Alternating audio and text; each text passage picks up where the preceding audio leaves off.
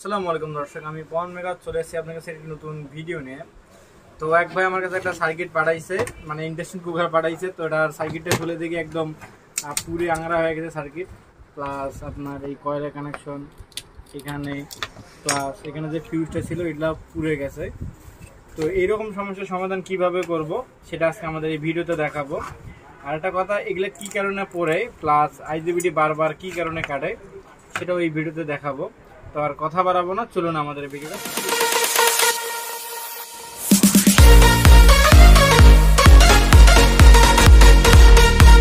Connection খুলে নিয়েছি এবং আমাদের সার্কিটে যে ডায়োড আছে, আইজিবিটি আছে, আমরা কি করবো এই ডায়োড আইজিবিটি দুইটা আগে খুলে দেখবো যে এগুলোর কোনো প্রবলেম আছে কিনা।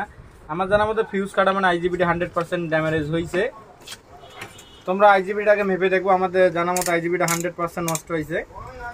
তো কন্টিনিউ মোডে দিলাম, দেখেন আমাদের আইজিবিটা পুরোপুরি একদম ড্যামেজ। এবং ডায়োডটা দেখবো আমাদের,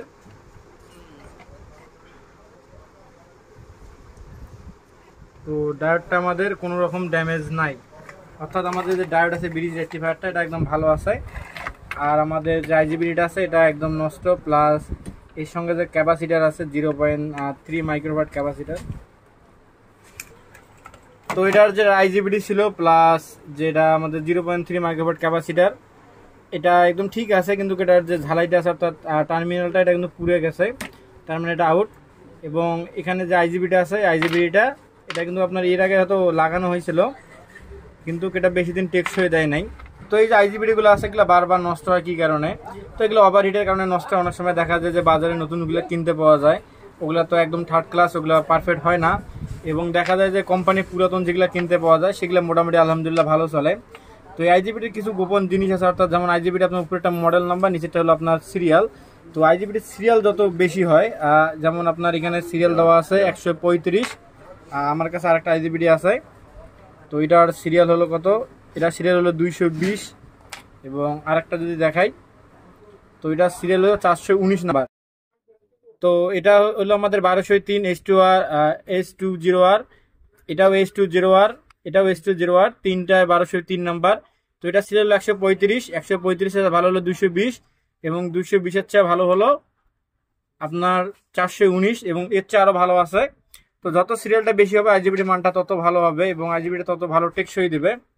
তো আমরা কি করব, আমরা আমাদের আগে আইজিবিটা বসাবো। বসানোর পর যেগুলো জিনিস আপনার ভেঙে গেছে, অর্থাৎ যেগুলো জিনিস ড্যামেজ হয়েছে সেগুলো সুন্দর করে আবার রিপেয়ারিং করব। রিপেয়ারিং করার পর দেখবো চুলাটার কোনো প্রবলেম আছে কিনা।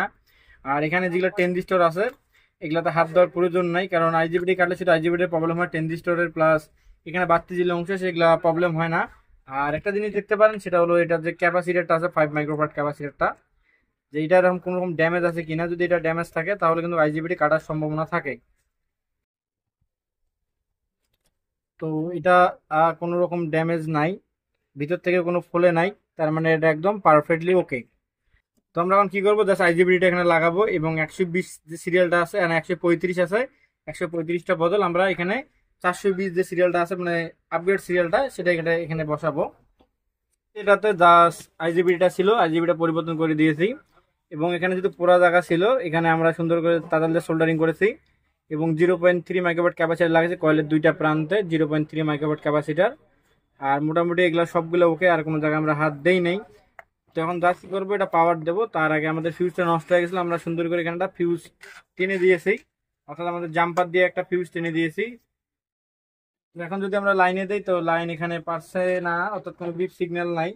তো আমরা জাস্ট এটা 5 ভোল্টটা মেপে দেখবো। অনেক সময় দেখা যায় অনেকগুলো ডিসপ্লে ছাড়া লাইন আসে না, তো জাস্ট সেখানে 5 ভোল্টটা একবার চেক করে নিই।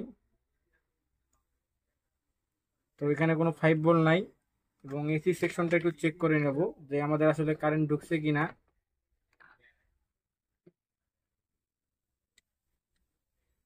তো আমাদের এখানে কারেন্ট ঢোকে নাই, যদি আমরা ফ্ল্যাগটা নড়াচড়া করি কারেন্ট ঢোকে নাই, এর মানে আমাদের যে ফ্ল্যাগটা আছে ফ্ল্যাগটা একদম পুরোপুরি ড্যামেজ হয়ে গেছে। যদি আপনাদের একটু খুলে দেখাই,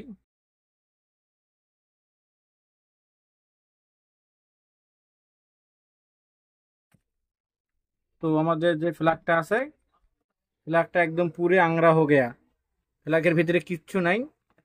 তো আমরা সুন্দর করে এটা কাটবো, কাটার পর আগে লাইনে দিয়ে দেখবো লাইন পাই কিনা। যদি লাইন পায় তারপর আমরা ফ্লাগ ট্লাগ যা আছে সবগুলা পরিবর্তন করে দেবো। দেওয়া মাত্র আমাদের চুলাটা কিন্তু চালু হয়ে গেছে, যদি শুনি আপনাদের দেখেন। তার মানে আমাদের চুলাটা একদম প্রপারলি ওকে। এখন জাস্ট এটা ফিটিং করলেই এটার কাজ করে। সাইকেলটা ফিটিং করে নিয়েছি, আমাদের যেটা ফ্লাগ ছিল ফ্লাগটা পরিবর্তন করে নিয়েছি, জাস্ট একবার পাওয়ারে দিলাম এটা, তো পাওয়ার পাইছে, তার মানে এটা ওকে। সরি, এক মিনিট,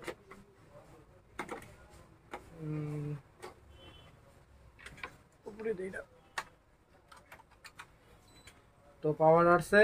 যদি আমরা ওয়ান প্রেস করে অন হয়েছে, ফাংশনে গেলে 2200 ওয়াট। এখন যদি আমরা পাতিল বসাই দেই তো সিরিজ বাতি ক্যাশ করছে আর ইজিও দেখাচ্ছে, তার মানে আমাদের ইয়েটা পুরোপুরি ওকে। এখন জাস্ট এটা ডাইরেক্ট লাইনে দেবো, তো লাইনে আমরা দিলাম অন ফাংশন। এখন একটু ওয়াটটা কমে দেই, 1300 থেকে শুরু করি। তো এখন গরম হচ্ছে, তো প্রপারলি একদম ওকে।